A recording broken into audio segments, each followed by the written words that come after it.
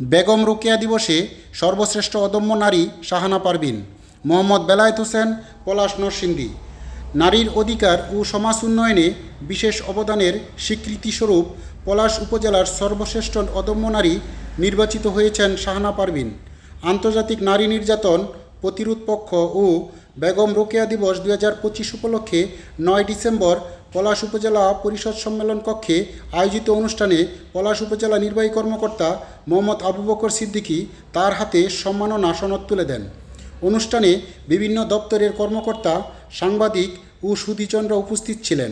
সমাজে নারীদের অধিকার প্রতিষ্ঠা, সহিংসতা প্রতিরোধ ও সচেতনতা বৃদ্ধিতে তার নিরন্তর প্রচেষ্টার জন্য এ সম্মাননা প্রদান করা হয়। শাহানা পারভীন সকল নারীকে সাহস ও আত্মবিশ্বাস নিয়ে এগিয়ে যাওয়ার আহ্বান জানান। কিন্তু ওনাকে যখন করে যাওয়ার পরে প্ল্যাটফর্মে আরো কেপিসি এখনো রয়ে গেছে। আমাদের যে যাত্রা শুরুটা করেছে সন্তান হিসাবে আমরা মনে করব, মানুষ করার চেষ্টা করব।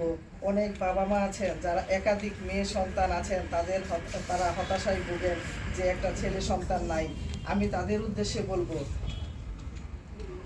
আপনারা ছেলে সন্তানকে গুরুত্ব যেমন দিবেন, পাশাপাশি মেয়ে সন্তানকেও আপনারা গুরুত্ব দিবেন, এর মধ্যে কোনো বিভেদ করবেন না। আপনারা সন্তানকে সন্তান হিসাবে মানুষ করবেন। আমাদের সমাজে অনেক বাবা মা আছেন যারা ছেলে সন্তানের আশায় সারাটা সংসারটা বড় করে চলেছেন। তাদের যে মেয়ে সন্তান রয়েছে তাদেরকে তারা গুরুত্ব দেয় না, তাদেরকে ছেলের পাশাপাশি তাদের গুরুত্ব দিয়ে এগিয়ে নেয় না। আমি তাদেরকে বলবো